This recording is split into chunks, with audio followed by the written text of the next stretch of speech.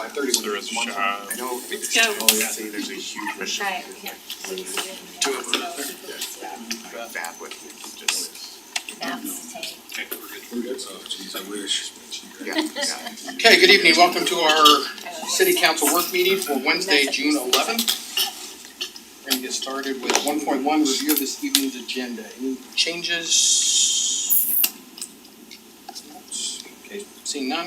Future agenda items. Anything from the council or staff?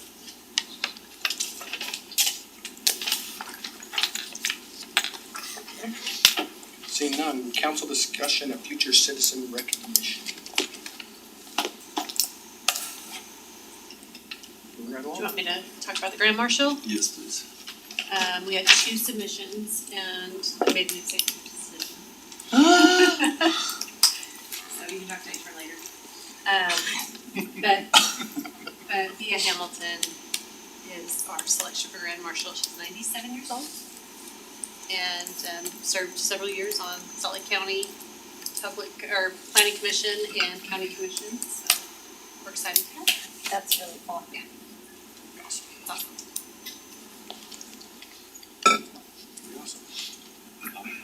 Good decision. Yes. We'll talk later.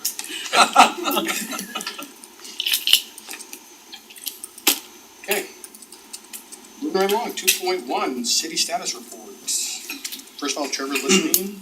Trevor, Congratulations to the Congratulations. twins. kids? Yeah. Yeah.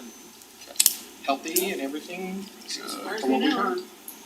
Haven't heard otherwise. Oh, before you start, I do need to excuse councilmember Anderson tonight, so she might try to join virtually later. So, Nathan? do you- Yeah, so we have the status report. I don't know if John's gonna display it up there of this.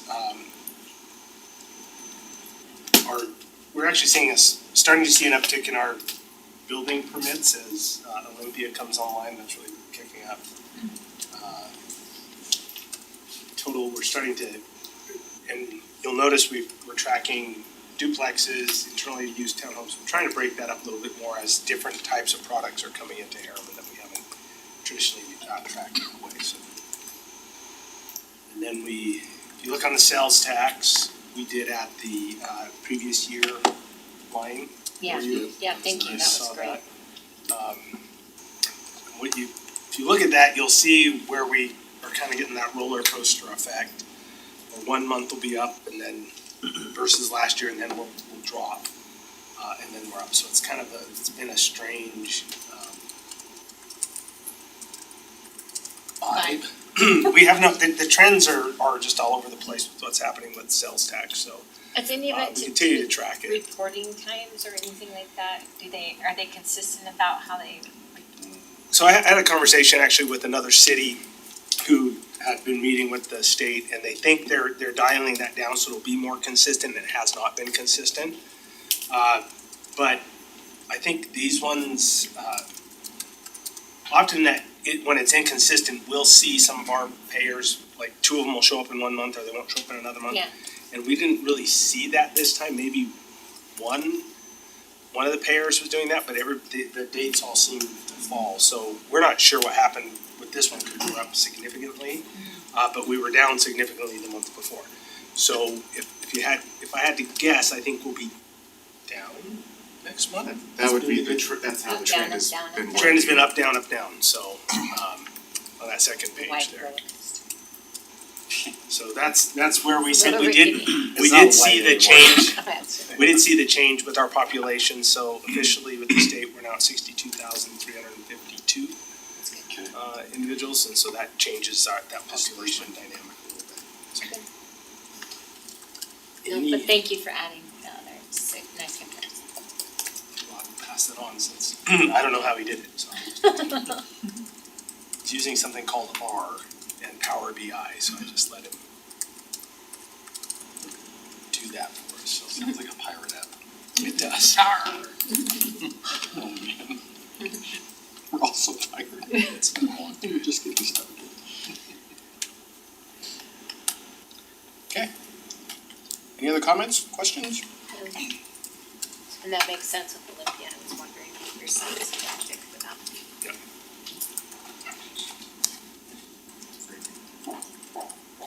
There we go. Okay, well, thank you, Nathan, and thank you, Trevor. Okay, that it? You good, Nathan? We good? Yep, we're Okay. good, we can go on to the next one. Okay, 2.2, discussion regarding allowable uses in Building 7, the Copperview Plaza. Welcome, Aaron and team. Thank you. I'll start it off here. Yes, no problem. No problem. Well, this is gonna be more of an update, because the original request was, potentially to change something of uses in the NDA. As we read it and got the submittal and looked at it, it's actually allowed in the NDA. So it's more of an update to show what they're gonna do. Okay. And so I'll start it off and just kind of give a little background, and then Aaron can take over from that. So we all kind of know the project location up along, Main Street, Miller Crossing. And so, some of the background, remember this was Game Point, then it was Mountain View Plaza, and officially changed now to Copperview Plaza. Zone C2, so in the MDA, there are some permitted uses. We restricted what the uses could be, so we could kind of tidy it up to what the council desired at that time. Indoor recreation, entertainment, professional office is listed here. And then there's the requirement that a certain percentage of it has to be, and this is where our confusion was at. We thought that it had to be recreation and entertainment. And I think, so we were trying to make sure we don't have any recreation and entertainment in here. We just have restaurants, but it allows them more, so the restaurant just meets the requirement. So with that, I'll turn it over to these guys to kind of give an update on Building 7, which is this back building here. Because everything else is constructed and moving along. First of all, thanks for all your support over the last couple of years, guys. And it's been really satisfying to see this project come together. Where it is right now is a lot based on the partnership we have between us and the city and the staff. It's been fantastic. Building 7 was originally envisioned and presented to each of you as a 2-story facility that would have had an entertainment venue, a reception center on the 2nd floor. For the last year, we have actively been working with our real estate partner, Colliers, to find a tenant for that use, and we're not successful. Then we found that just to the north of us, just to the north of the Anthem development, there is a small entertainment venue that has opened up over there.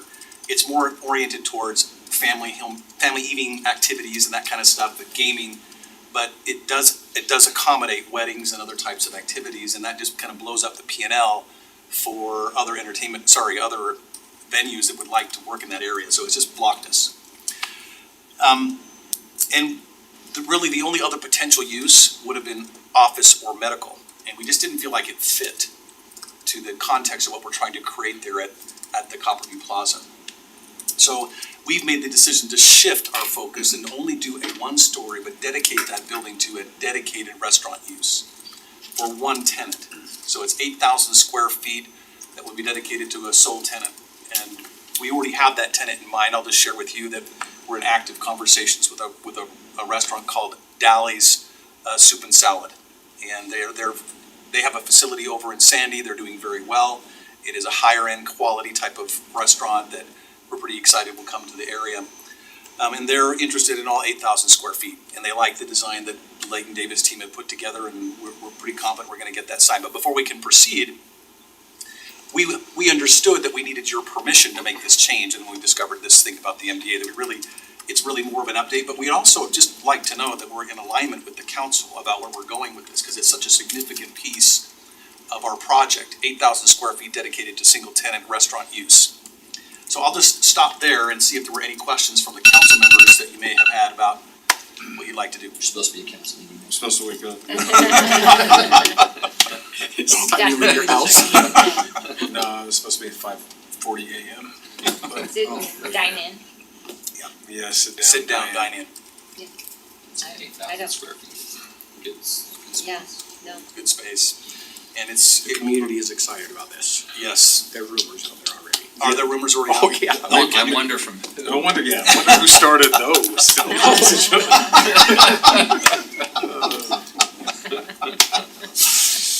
Well, anyway, any other feedback that you would give us? I think we get a lot of feedback from residents about sit down, dine in kind of restaurants, so, yeah, and it's a different type of too, so, no, I think it's great. You guys is making great progress. Yeah. Fantastic. Me Great. too, I just love seeing actually open businesses in that space, so it's great. Well, thank you for that. We'll just briefly show you, and I'll have Chris kind of walk you through the plan, so you can see visually what it will be like, where we're heading with this, and if you have feedback for us, we'd welcome that as well. But that was really our intent tonight. Chris, over to you. I think the biggest concern we had as design professionals in placing this building is there's always a bad side to most restaurants. And, I mean, I kind of say it tongue in cheek, but it's tricky because of all the service side and the refuge side of restaurants, and we didn't want to turn that toward any of the other tenancy. We wanted to create a way that it was kind of hidden. We felt like what's really, I guess, the south end of it, kind of at the end of the train of all these buildings that come around in this little village, was the appropriate place for a kitchen and deliveries and things that we can screen from view and be the least obtrusive as possible. We also thought it was really important to link some of the axes from buildings 1 and 2 and around to where the entrance for the restaurant is right on that leading corner. There's some real opportunities for outdoor dining that not only face our detention basin because of your planning staff is really going to be quite lovely. So Yes, it I is. think that's so we have some opportunities and the vistas across Autumnwall Drive of the mountains are spectacular, as you all know. So it's fun. It's takes advantage of the site. It's becoming part of the family aesthetically. I mean, it's similar materials. It's not going to look like a chain or any kind of odd building. It fits right into the context of it, because I think that was part of the promise originally, was that this was going to be kind of a family of buildings in their aesthetic and style and everything, and I think we're accomplishing that. Let's just show them a little bit more back on the building structure itself. You can see the consistency across the project, that we're achieving the same architectural look and feel as Chris was talking about, and just tying that all in. But it's also it's from a look and feel, it's consistent with what Dolly's also would like. That kind of exterior look and feel is consistent with their restaurant structure that's over there now today in Sandy. So we think it's a good combo. Any feedback for us? No, I like the planning that went into it, because there is some maybe not aesthetically pleasing parts about the restaurants. Yeah. It's good. Okay. Well, thank you again for your time, council. We appreciate it. We're going to proceed with getting a building permit going on this one right away. We should hopefully have some construction wrapping up sometime in January, February of next year. Awesome. Nice. You're gonna be done then. You're gonna be done. in full. Yes, we're hoping to do something else with this city, but we'll let that be for another day.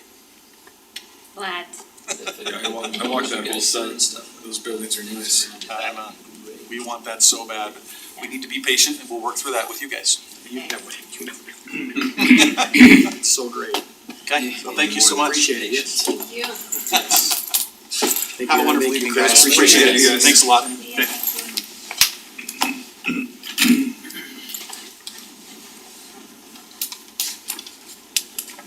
Okay. We'll go to 2.3, discussion regarding improvements on Gina. I'll start it. Sherry's Justin will opposed. finish this up here. She's holding the air.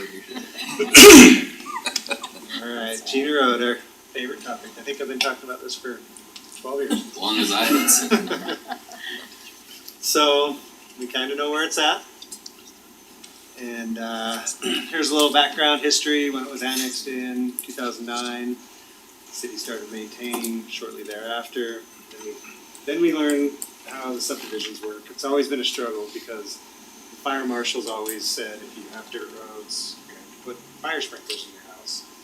And there's been multiple ways things have been done out there on subdivisions. We've done development agreements on one lot things, it's just been a struggle. We've got fee in lieu payments for things, which is in the ordinance, which is why we take it. It says that you can pay a fee instead of doing it for.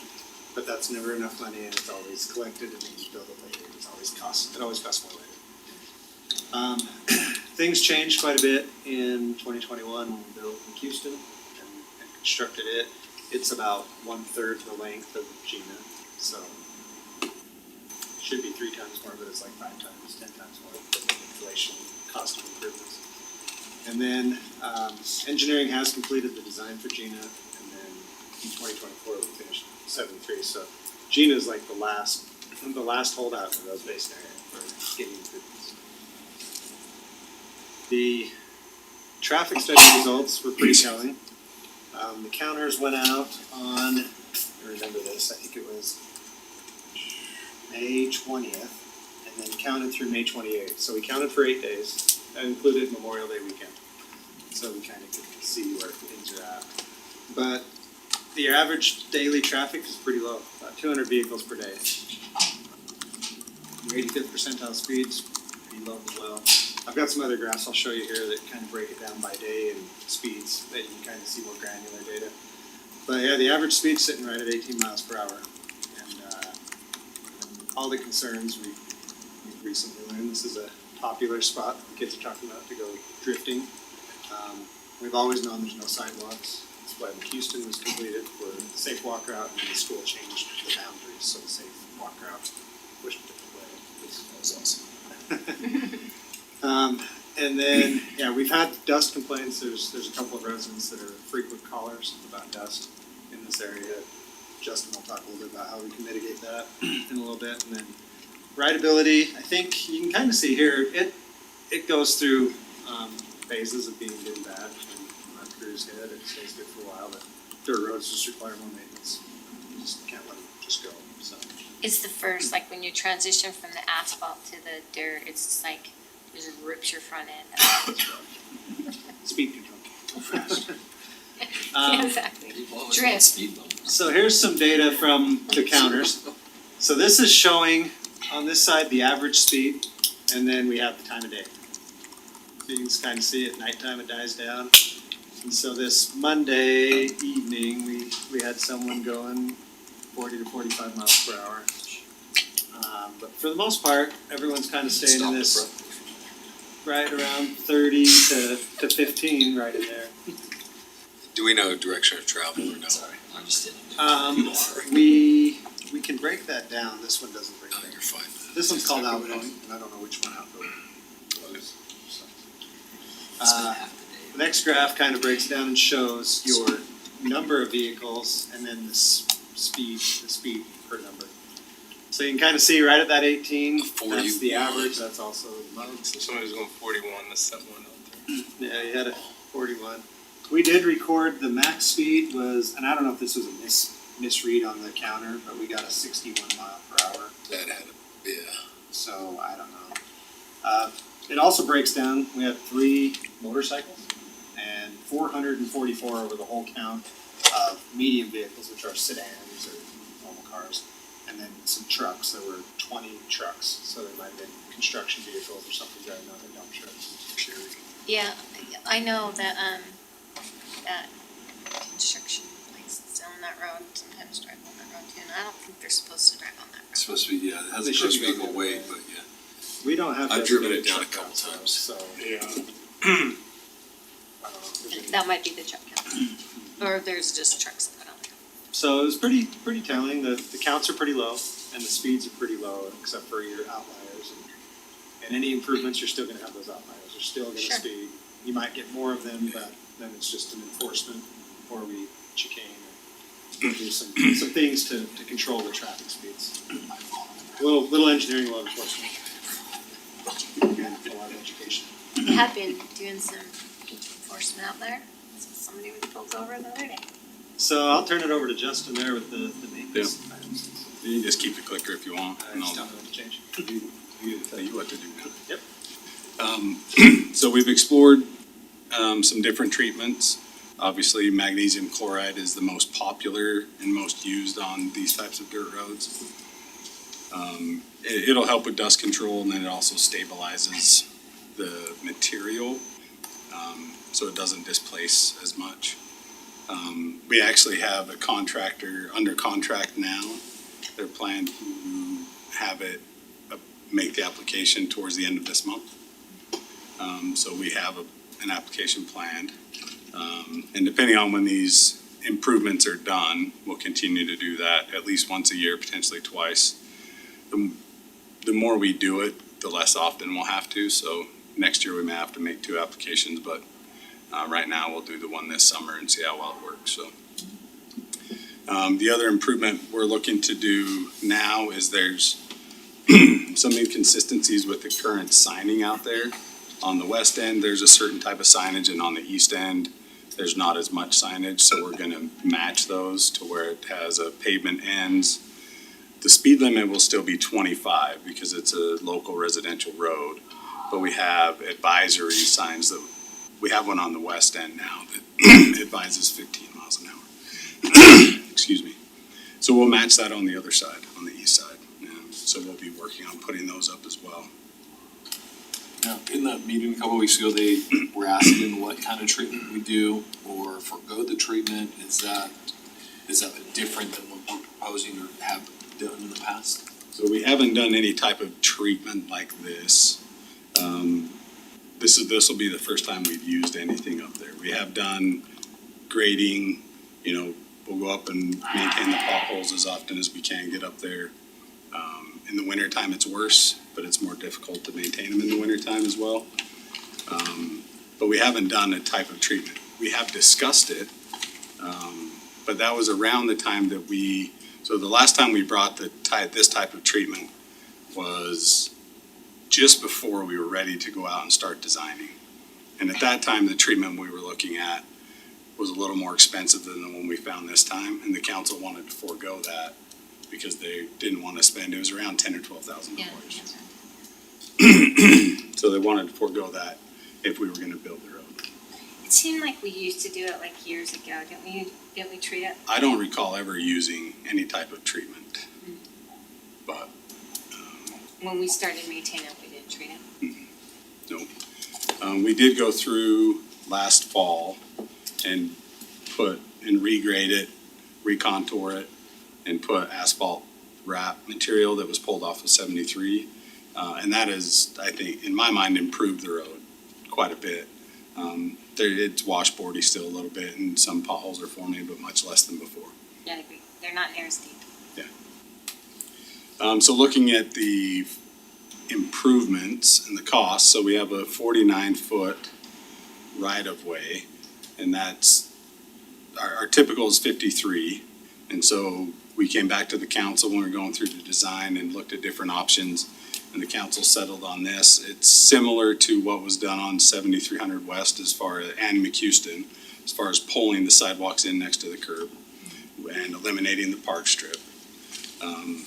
And then also, when we do that, we typically like to widen the sidewalk out to 6 feet instead of 5, so it feels more comfortable for people on the sidewalk that close to the road. So we widened it just a little bit. So looking at the costs, right-of-way and easements, $300,000, and that's to purchase, the existing right-of-way, the property, and we have another slide for that. And then also a 4 to 5 foot, it varies a little bit, easement on the outside of the sidewalk and each side of the road. Because the sidewalks are pushed to the curb where our utilities would typically go in a park strip, we have an easement for our utilities to go behind the sidewalk, fire hydrants, streetlights, meter boxes, those types of things. And then we have, our master plan calls for a secondary water line to be installed along this road. That would be paid for out of the water fund, not the general fund. And we have a couple options on that we'll discuss a little bit later. And then the roadway items with contingency is around 2.1 million, and that'll basically construct the right-of-way that you see there. Curb gutter, sidewalk, pavement, storm drain, utilities, and then landscape restoration on those adjacent properties to the roadway. It is not eligible for transportation impact fees. So it'd be paid for out of the general fund. It's also not eligible for corridor preservation with the county because it's not on the regional transportation plan. And that was another issue, always a challenge, is this, the bucket. There's not very many buckets. And so this is the property acquisition map. On the far east end, there's a little sliver on a property. And then as you move further west is where the majority of the properties would need to be purchased. So is red stuff you need to purchase or red stuff you own? Red's the property that would need to be purchased. There's this one shown, but there's a deed recorded for that, but for some reason it's not showing on the county records. We're researching it right now. He signed the square footage over to the city in 2018. But it just never got updated in the county maps, is what it looks like to me. And that was prior to building, or? So when one of our public comment people, Zach Gordon, when he built, he worked with his neighbor to get that property cleared so that and then he paid the fee in lieu because we were trying to clear the right of way and build the road. Yeah. But then we ran into trouble down on the other end.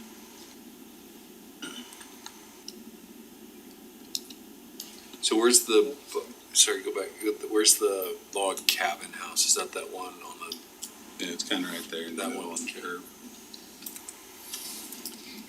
And then we also had issues on this end with, cause that was construction our company? trucking company before they sold. And it was those two properties in this way. This one now won't be nearly the issue it was before. Okay. This one still might be a concern. Just need to talk to them. And so, okay. Oh, yeah, Sorry, there's I'll let you- I think that would be the first step is what does it take to acquire those properties? So here's a few options on, potential ways to bring down the total cost of the project. We could narrow up the sidewalk as we talked about to our standard of 5 feet. That would save, approximately $30,000 across the project. The only issue I have with that is just simply what you discussed earlier. There is a safety Yeah. issue. And people, just because the curbs are easy to roll up on when they're like that. Yeah. It just feels like it gives a better buffer. And even with snow removal, sometimes it's like, when their plows come Gives through, more then space. gives more space for snow to go. And with many of these, we're showing a cost savings, but there will be an actual cost to actually do it, because we'll have to go back and adjust the right-of-way plans and the design plans. So we may save some, but won't save it all, because we'll have to modify plans and, property acquisition documents and those things, so. Okay. On the far east end of the project, beyond where the dirt ends as you're going east, we have to extend a storm drain down to connect to existing storm drain system. And we were planning to just extend the water line with it, just because we were tearing up the asphalt, just extend it with it. We don't necessarily have to do that. If we didn't extend the water line, then obviously that would save around $75,000 in cost. But then also, it would also save some potential asphalt costs, because then we wouldn't have as much asphalt restoration on that east end as well. So Is this the secondary water line? correct? Do you need it? I mean, Our master plan calls for it, and eventually we will. Timing of that right now, it doesn't seem like it could be 5 to 10 years before it's actually. But are we saving $1 to spend 20 down the road? Well, and this is water fund. Correct. Not general fund. So- Correct. So the bigger challenge, assuming the water fund has the money to cover their part, is how do we cover the general fund portion, which is the actual street, not the water. Yeah. For the water part of it, do we have secondary source there? Not now, that's why it's not necessarily needed for a period of time. Depends on areas that were already, If they already have made it, sense. Dry pipe, so- but that's So why I'm there are- asking if there's yeah, not a that's what source for it that So we have long-term source. What I mean by we don't have it there now is we don't have the pipelines through other portions of the city to get there's there. no way to. There are subdivisions with dry pipe that the council wanted us to continue to try and serve. To try to get wet? And this pipe will serve that purpose. But until we get other pipelines there to bring the water, this pipe will stay dry until we. So we have And that. this is a question that can be answered kind of through the planning stages, cause, sorry to jump ahead, but acquiring the right of way is kind of the easy one that we can work on now, but then we still have to come up with $2 million to build the thing. 2.9. So in that, well, this is including the water stuff, right? Yeah. So this is the question I would ask during that planning phase is, okay, well, yeah, you could save $500,000 not putting that secondary line in, but then would we quote need it later? My question would be, well, what would it take dollar-wise, work-wise to get it connected to be serviceable? Yeah, so Like there's, how, I mean, if it's gonna be another 10 or it won't be $1 10, million but it will definitely be over $1 million to get another water pipe there. to get that section connected. If you do it now, is it correct? Well, no, if we install that pipe now, to get water there is at least another $1.5 million, cause we have to go through Hamilton Farms from Rose Canyon Road, so. So I guess the $20,000 savings there is what I was talking about. We could minimize the amount of asphalt restoration on that east end, and that is general fund dollars.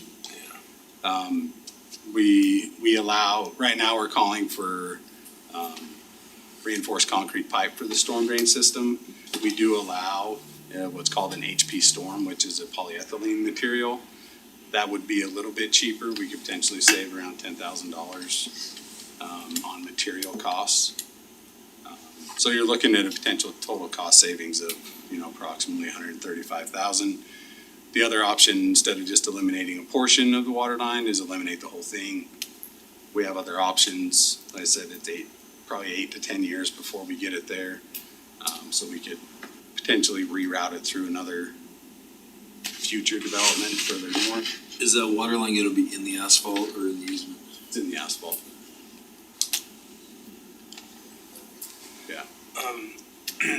That's kind of a philosophical question because that was presented when Olympia didn't wanna have to put in their secondary water, then the question is, what direction does the council wanna go in? Are you still wanting to make these wet pipes or did we just put a lot of dry pipe in?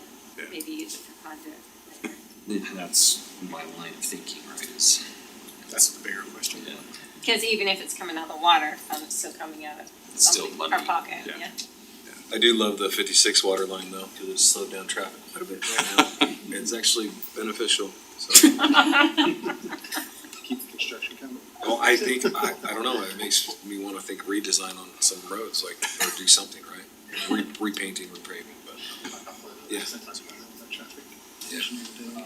So here's just some alternatives that have been discussed on ways we could try and address some of the issues that we're seeing there. Another option to the magnesium chloride, which is a surface treatment, is a cement treated. It's cement treated base, but essentially we're just putting a concrete slurry on, similar to how we do some of our full depth reclamation on existing roads, where you till that cement into the top 6-8 inches of base material. Essentially what that does is solidify it and make it harder. So you won't see as much potholing, rutting, dust will be mitigated to some extent. And so, that's one option, is to improve the road there. As you can see, we anticipate it would cost around $90,000. One of the other options is just to do asphalt trails along the alignment of the road. We would do our best to try and put them in the right location based on the finished product of the road. I know, that's But- what happened with Chris and everybody drove on them. Like, yeah, it's asphalt. So that would solve the walkability issue that, many residents have spoken about. Those options would still require some property acquisition as far as the asphalt trail goes. To put it outside of the, drivable surface of the road, we would need to still purchase some right of way.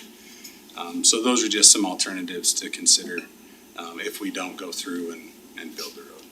So one of the things, I think that's your last slide, isn't that? I think so, yeah. So after our discussion, as we were putting this together, we were looking at the Main Street project, 7,300. On both of those projects, the general fund paid for the water infrastructure that went in place. That totals about 1.8 million. That at the time, the water fund hadn't raised the rates, they didn't have money. You raised the rates to cover those improvements, so our proposal would be we should claw that money back to the general fund. That's 1.8 million. It doesn't get you the 2.3, but we're 500,000 there. My thought would be, if you pull that back and say, okay, we're gonna use this on Gina, I don't think we could get this bid this year anyways. We would work through the next, until when we bid, March something. It gives us 6 or 8 months to figure out where can we find $500,000 to get this thing done. And there's Start some, property acquisition. Yeah, let's start. we could start the property acquisition with that money, and that would actually, frankly, that's gonna take a while anyways. And so our thought was, if we pull that money back, you'll see that actually as a budget amendment where we're transferring those expenses to the water utility where they normally would exist. And then we can put that, and then we can try and get this road done. That gives us, That 1.8, what is that due to the study we did for the water rate increases that we did? it shouldn't Sure. impact it. Correct, so short term is, I went through and did the audit on the water right fees and found that the water fund needed to be reimbursed for some items that's not in the study. So short term, definitely, we would be okay. Long term, we need to see what projects Public Works is proposing, for the That's water just my fund. question, is that there's a compounding factor on that 1.8 that you take out of there now that's built into their model of. So their model didn't have any fund balance, so now we actually have fund balance in there, so this 1.8 would be coming out of the fund balance that wasn't in the study, if that makes sense. And so this, and then philosophically, you're thinking you're using general taxes to put in infrastructure that ratepayers typically pay for. So this would bring it back so that the ratepayers are paying for that and the Where it should have come from anyway. general fund would pay for the road. Well, like Sherry said, I think we gotta start property acquisition, cause if we can't acquire the property, it's gonna be a longer process anyways. To do that, we would need to answer, is this the cross section? Do we wanna build the thing we're showing here with full? And we have this design already done. Correct. We've spent the Paid money for it. on this design. I mean, my suggestion That answers the is, question. do what you designed, let's not worry about, let's not start moving things around. As long as we're not modifying things, then we know what boundary we need to go. Yeah, I Yeah, think we for stick with what's already been paid for. but And this that's- is similar to McHouston. Yeah, and Okay, the yeah. 7,300 has Yeah, allowed us okay. also. Yep. The other question I have is if I look at 2.1, and the secondary water line, is that part of the 2.1 or is that in No. addition? No, That's That's in addition, addition. right? What is the treatment we're proposing? How much was that on that slide before, I believe? oh, the mag chloride that we're planning to do this summer, Yeah. it was like $3,000. Oh, okay. It's minimal. Okay. It'll help until we start construction, Okay. so. And the other ones are great suggestions, like the cement slurry and stuff like that, but again, I hate putting money towards something that it's like, it's just spending money. If it were gonna still be on the same CIP Yeah, timeline, then I'd say you spend Yeah. 90 and, right, to get us through, but if we're gonna fast track it, then, yeah, why put money in the ground that you're gonna pull out? I agree. So you're saying Sherry not do the secondary water in there? Oh, I was just Uh. curious, I was like, cause that's 500 grand, but that's an addition, so it's really about 2,600. I mean, 2.6, I then, think that's a question for us when final kind of plan comes Would we back to us. bid that as an alternate then, an We add-on? could do a Yeah. we could do a bid alternate. That's good. yeah, that's a Let's good do idea, that, Cause then and that just gives them the decide. ability to decide if they wanna do it. That's a good idea. Yeah. So we all on the same page, start property So acquisition? we should say, these are all estimates. Our bids come in Pretty generally high, we've had some this week that came in 7,300 low. came in low, remember? So 73 is low. it just kind of, these are our guesstimates, estimates, so right now, that's what we'll work towards, and then we'll have a decision once you get to a bid. Yeah, that's my feeling, is that let's just get cranking on this property acquisition and see if we can get that portion of it tied up, cause that's been a hiccup for, Yes. or a It's been- anticipated. It's been the hiccup. Well, and it's never been though, it's just been an anticipated hiccup, never actually went out and said, here's what we propose to acquire this property. I think there was an ask in the past, but I don't know that there's ever been a follow-up with actually a purchase. And I don't know if I've ever actually asked everyone along the road, just with Yeah, developments. I don't think so. I don't think we were ever, cause the question always came up, is the council willing to do that? Yeah, 'cause And we it were- was always, no, we don't wanna do that. Do we, I don't. so once we start that talks about the land, do we go out for RFP and get bids? Or do we wait until we have the land? I think if we start the acquisition, like, we do a budget amendment, get some money, we can go after the acquisition. I would not want to go to bid until you actually own the property. Yeah. We've learned Because that. your bids are only good for a certain time, Yeah. and then they expire, and then you just have to rebid again, Yeah, so make that's sure fine. that's solid before. We have enough lessons learned Yes, on yes, these we other did. projects. We learned that already, so. Okay, let's get going. Yeah, no, I appreciate that, and thanks for the work on that too, just thanks for your audit on the water things and all that finance guru that you are, thank you. Yeah, I mean, So I- really, if it weren't for that, then we'd be saying, yeah, we don't We'd have do the the money see and not we'll slurry. do some slurry and- Just from a practical, we'll probably put it in the next budget. Right, it's going to be in the next budget amendment next meeting. July. We put it in after July 1, cause there's, We'll No. start No conversations realistic now. time We won't for be us able actually to buy it. acquire a piece of property until I'll July do it for the 1st, next fiscal close, year, so even if we start tomorrow. Yeah, for sure. that's what just, No, for sure, it's always a process, but it would be good to start the process of conversation and moving forward with that stuff, so. Thank you, Okay. thank you, thank you. Thank you, everybody. You got everything you need, Nathan? Yeah. You got it, making sure, okay. Okay, we'll go to 2.4, discussion regarding upcoming corridor preservation funding. Blake again, Blake show. So, corridor preservation applications are due. We're gonna talk about this area right out here. And we'll go through it if the council tells me to go somewhere else and acquire property, we'll do that, but this one seems to make the most sense right now. So, they're due June 30th. You need to have several items to apply. The main one, this is why Gina Road doesn't qualify, is you have to be on phase 1 or 2 of the Wasatch Front Regional Council Regional Transportation Plan. It's a big acronym. And so this road is on that plan for buffered bike lanes. So why didn't we build buffered bike lanes? And so we'll need right away to do That's gonna that. be a lot of right away, cause it's a really skinny road. Yeah, well, and so you can see here, there's the red piece to the left near the trailhead. That's all along Olympia. They're required to dedicate for their agreement, so they're gonna dedicate. They might count it as Green space. dedication to offset our dedication requirement for this acquisition here.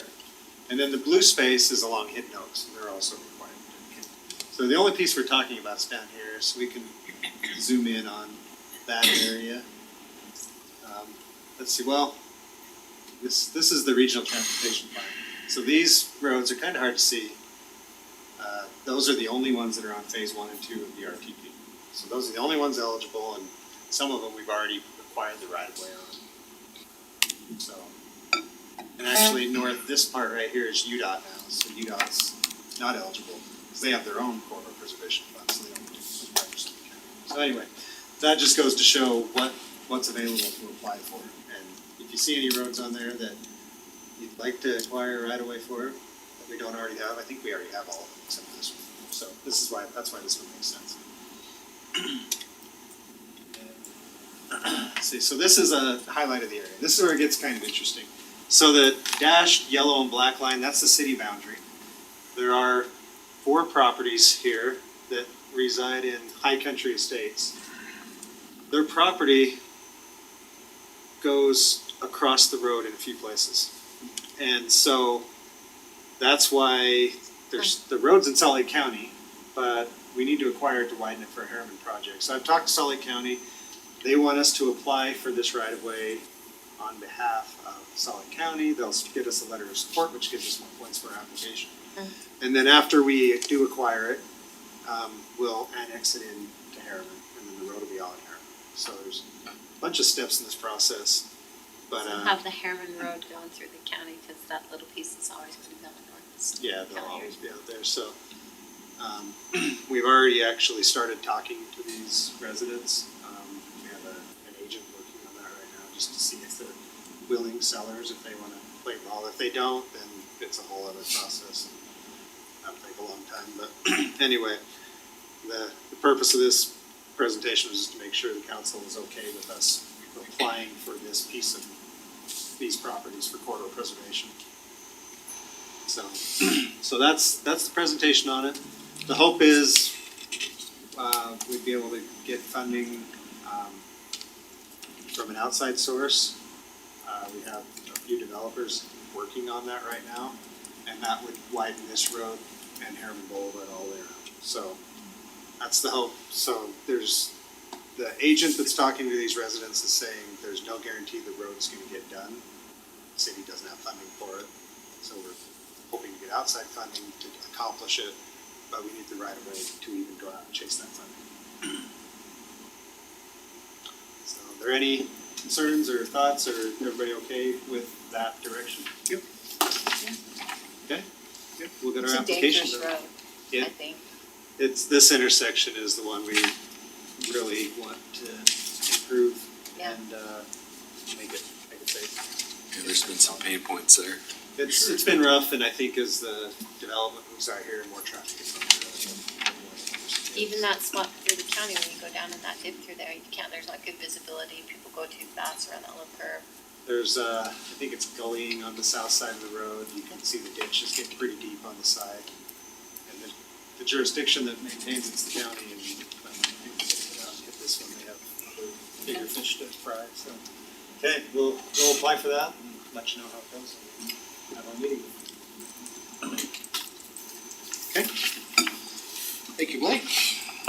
That brings us to the close of our work meeting tonight. We have closed tonight, we can think about that. Big one? Want to try to do it? Yeah. We have the one should be. Get it before 6:30, because we can start the other one at 6:30. Okay, let's do a motion to go into closing. I make a motion to temporarily recess the city council meeting to go into closed meeting for the following purposes provided in Utah State Code annotated 52-4-205. Strategy session to discuss a purchase, exchange, or lease of real property, or to discuss a proposed development agreement, project proposal, or financing proposal related to development of land owned by the city. So good. Commissioners, Teddy? Jerry? Teddy? Yes. Sherry? Yes. Oh, yes, so we're going to close meeting, we'll stay here, who do you need? Matt and Blake. Okay. Yes. I'll leave.